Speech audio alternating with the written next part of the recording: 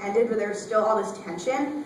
And then on April 6th, 1994, the president of Rwanda at the time, the president of Burundi, were in a plane and it got shot down, and both the presidents were assassinated. And from that night, you could hear bombs going off everywhere, all across Rwanda, and that signaled the beginning of the genocide.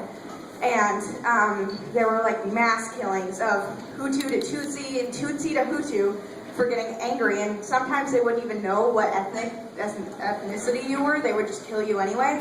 And this genocide went on for 100 days. An estimated 800,000 to 100,000 people were killed. And there were mass war rapes of women, so a lot of people got pregnant and got AIDS. And there was a situation where the Hutu extremists, which were like crazy serial killer guys, sent out a message on the radio that said, "Come to this church and we can pray for peace and pray to God that this is going to be over." And then once all of the Tutsis came in, they locked the doors and shot everyone. So it was a very dark time. And it went on for 100 days. And so the Tutsi rebels eventually drew this line where you could not, like, there couldn't be any violence, basically. So if you got to that, then you were safe.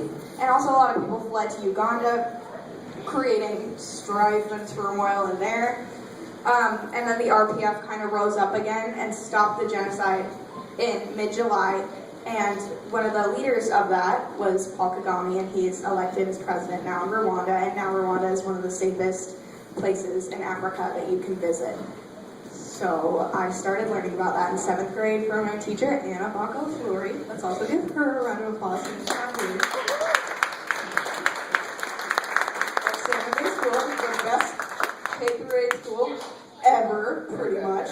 And I like instantly felt a connection to it. In 7th grade, I had a really hard year, and I kind of started having problems like depression and suicidal thoughts and self-injury. And it was a really hard year. And I kept on like continuing going through that until thinking about if Rwanda could go from a place that was so unsafe and terrible, that something so awful had happened and just been completely destroyed and broken, and then become something so beautiful, that I could do that too. And so going to Rwanda was like my life dream, and I didn't think I'd be able to do it at all. I thought that I'd have to just take a year off college and just work the entire year and then save up so I could go to the summer. And I wanted to help in Rwanda, but I didn't know how. And so I was on Facebook a couple months ago, and it was late at night, and I was just photo stalking some girls who I wish I looked like and getting annoyed that I didn't look like that. And then I came across this album that this girl had on her Facebook that said Rwanda 2009. And I was like, what? How do you get to go? And I found this organization called Impuhwe Richards Rwanda. Impuhwe means compassion in Kinyarwanda, and their mission is to inspire and impact girls across the world. But basically, they want to help girls get through their primary and secondary education, which is 6 years.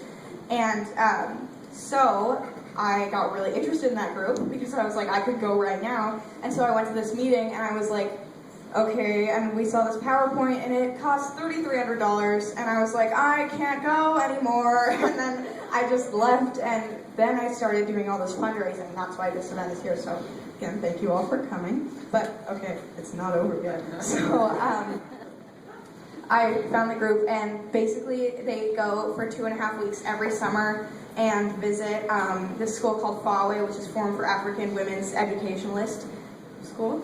And we teach them English and sing and dance with them and walk through Genocide Memorial, where one of the church massacres that I was just talking about has happened. And we do homestays and all that kind of stuff. And I feel like that's a perfect way for me to be helping. So thank you all so much. By being here, you're making my dream come true. And that really means so much to me.